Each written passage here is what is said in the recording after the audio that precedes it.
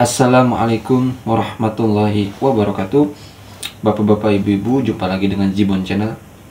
Kali ini kita akan melihat sebuah video yang mana di sini Kiai Imad memberikan syarat satu ya, supaya tidak membahas nasab lagi di panggung-panggung.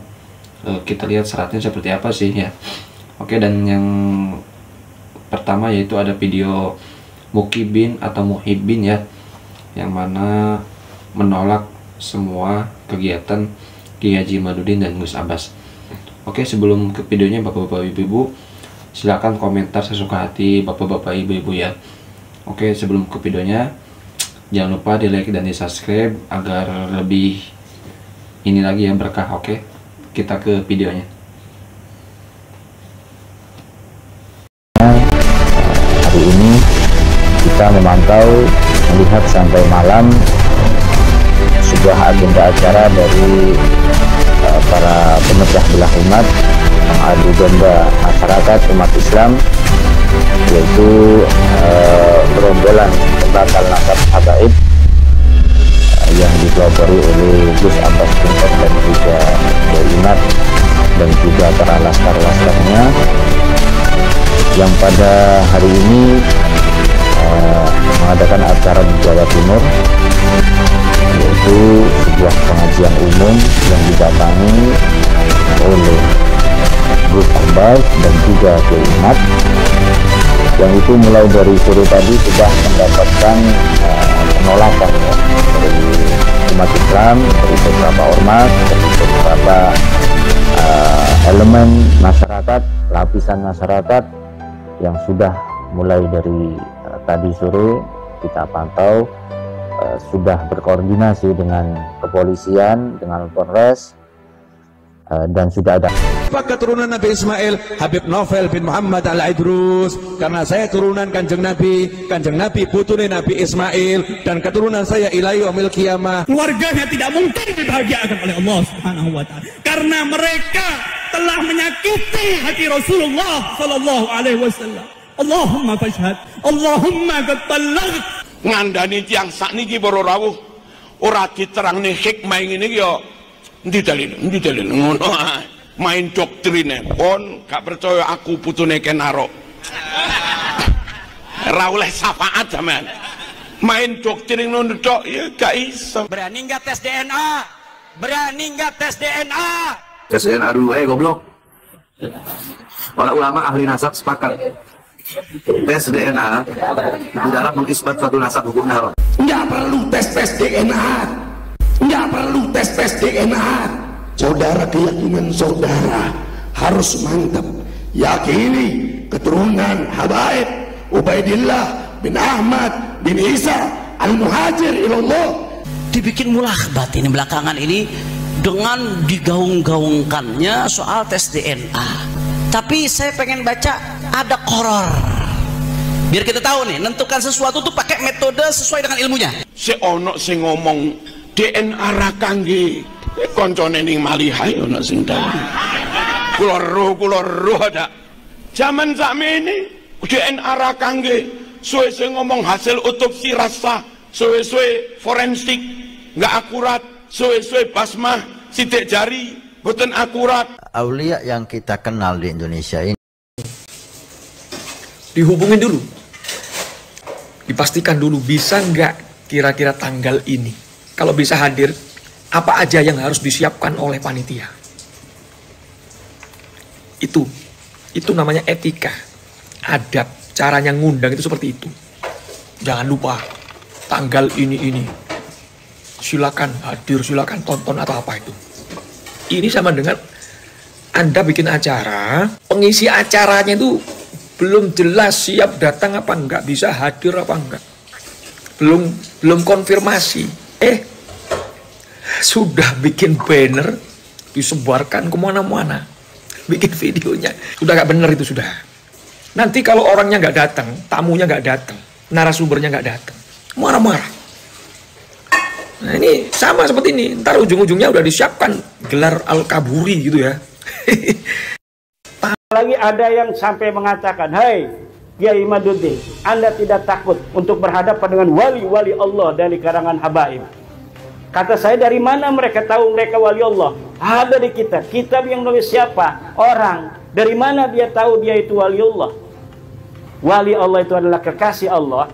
Namanya kekasih itu ada di hati kalau manusia.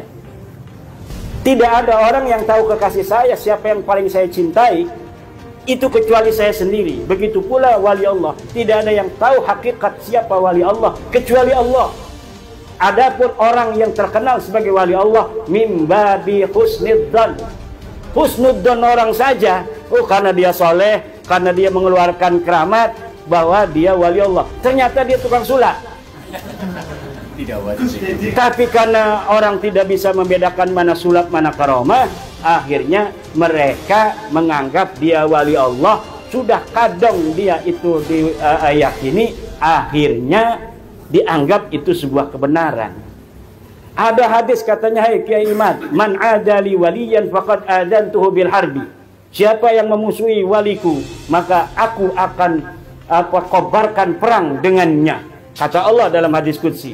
Apakah berani perang bersama Allah? Nanti dulu. Yang wali siapa? Mereka katanya wali banyak. Itu kata mereka.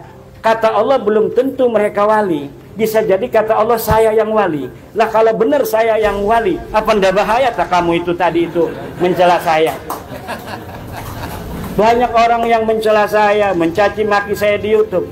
Kenapa? Karena mereka katanya yakin bahwa yang dibatalkan nasabnya oleh saya adalah wali Allah. Wali Allah yang tahu hanya Allah. Bagaimana kalau saya yang dianggap wali Allah oleh Allah Subhanahu wa taala, dan yang mereka anggap wali Allah itu bukan wali Allah? Mereka akan bahaya. YouTuber yang mencela saya akan bahaya itu.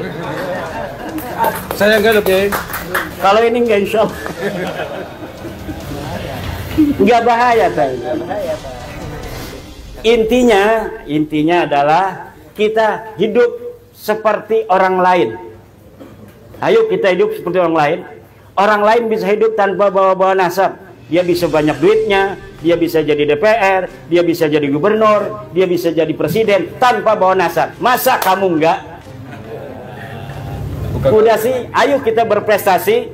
Kita mayoritas orang Jawa nih akan melindungi setiap mereka yang diakui oleh negara sebagai warga negara Indonesia dari suku, ras, apapun mereka.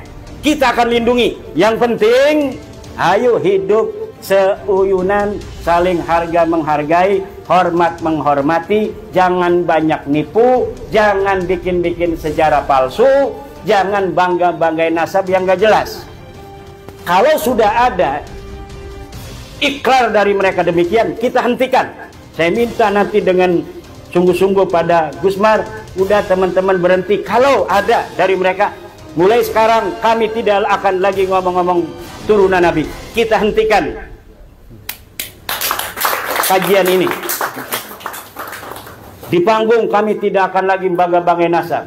Pada orang kami tidak akan lagi doktrin-doktrin bahwa kami turun Nabi dan kamu harus hormatin saya. Kita hentikan kajian ini. Sudah dianggap tidak ada.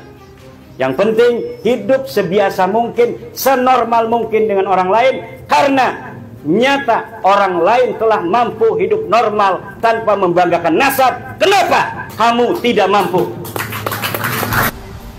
Jadi saudara-saudara sekalian, saya menginginkan bahwasannya ya kaum Ba'alwi ini yang lurus-lurus saja. Kalau sama benar ya benar, kalau tidak tidak. Nanti kalau masalah nasab dibahas benar-benar, enggak. Kemudian masalah pembelokan sejarah, kalau sumpah memang Anda membelokkan, harus minta maaf dan harus dikelirkan, diluruskan. Sejarahnya diluruskan, makam-makam yang palsu-palsu bongkar itu. Buat apa itu? Sebab apa? Sebab itu menyesatkan banyak orang. Siapa yang bertanggung jawab di depan Allah? Siapa? Ini orang yang nggak takut sama Allah ini kayak gitu. Saudara-saudara sekalian, jadi masalah Ki Imaduddin untuk membahas dan mengkritisi nasabnya habaib itu adalah bukan masalah Ki Imaduddin saja, sudah sejak zaman dulu sudah ada. Itu bukan masalahnya Ki Imad, bukan. Cuma sampean kan diarahkan ke Imad saja supaya panjenengannya benci sama Ki Imad. Bukan. Imam Fakhruddin Ar-Razi dan beberapa ulama zaman dahulu yang sudah mengatakan bahwa nasabnya Bang Alwi itu batal, tidak bisa nyambung ke Rasulullah. Itu sejak zaman dulu sudah ada. Jadi bukan masalah Ki-Imad hanya memunculkan. Ki-Imad hanya menunjukkan kepada orang Indonesia begini loh. Nih, saya punya tesis nih begini. Catatannya ada di kitab-kitab tuh. Ada begini, ternyata seperti ini. Ternyata habaib itu adalah batal, tidak nyambung. Dijawab lagi dengan ilmiah lagi. Kok usah ngamuk-ngamuk. Kalau ngamuk-ngamuk ya urusan ngamuk. Indonesia kalau ngamuk juga nggak ada yang bisa ngelawan. Dikiranya orang Cilacap nggak bisa ngamuk apa? Orang Cilacap ku berani-berani ngelawan apa bae menang wong Cilacap, kecuali ngelawan bojone dhewe ora pernah menang. Para sedherek para sedulur sedherek mawon. Ini saudara-saudara sekalian. Jadi bukan masalah yang berkaitan, bukan masalah benci atau tidak benci. Jadi kalau sumpama ada yang memframing bahwasannya itu adalah Ki-Imad atau yang lainnya itu adalah benci kepada habaib, itu salah Anda. Anda itu berarti diarahkan untuk benci kepada Ki-Imad. Nggak boleh. Wong kita nggak pernah benci habaib kok. Kita lagi ngomong habaib itu nasabnya ke sini, darahnya ke sini, rasanya ras ini. Nah aku ngomong kayak Pak Ifta itu menengani Cilacap, tapi nyatanya gitu wong Cilacap wong Pangandaran, darah Sunda. Bukan berarti kulo ngino Pak Ifta, salah. Ini lagi bicara originalnya seperti itu. Nah kalau Pak Iftanya nggak merasa, ya udah saya bukan, karena saya begini, sejarahnya saya begini. Tinggal panjenengannya antitesisnya mana, gitu kan, dibuktikan manuskripnya. Poros dulu. Sebabnya apa?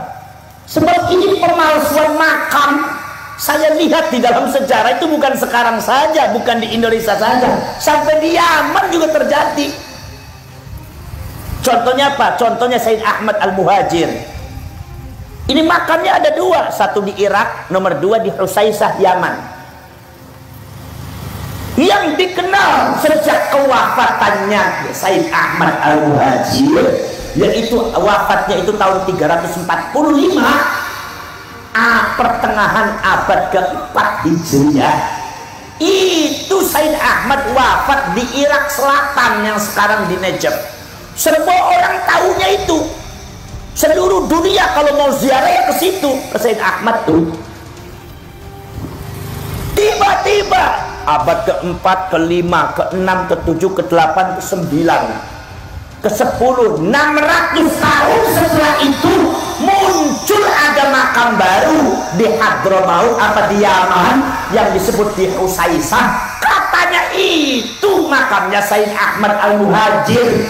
Itu makam yang ada di Husaisah tidak dikenal oleh dunia Islam sebagai makamnya Sayyid Ahmad Al-Muhajir.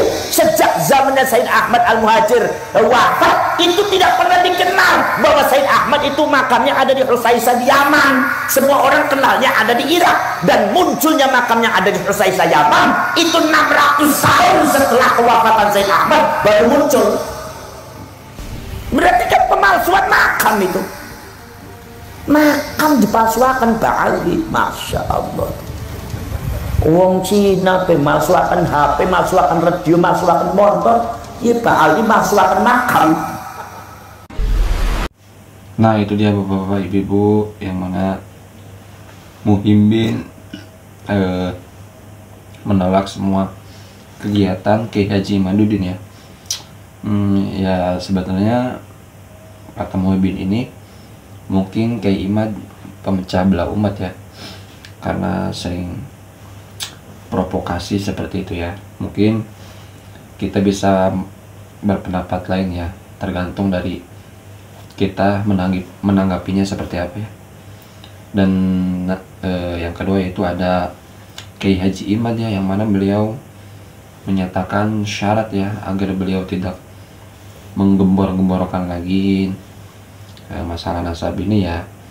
Syaratnya cuma satu, para habaib ya jangan ngaku-ngaku sebagai cucu Nabi Muhammad SAW ya. Dan hidup seperti manusia seperti biasanya ya, seperti itu. Kita doakan Kiai Haji Imad sehat selalu. Dan tadi yang muhibin itu juga saya selalu ya, dan para habaib yang benar juga saya selalu. Oke, terima kasih bapak-bapak, ibu-ibu, semoga saya selalu. Terima kasih. Assalamualaikum warahmatullahi wabarakatuh.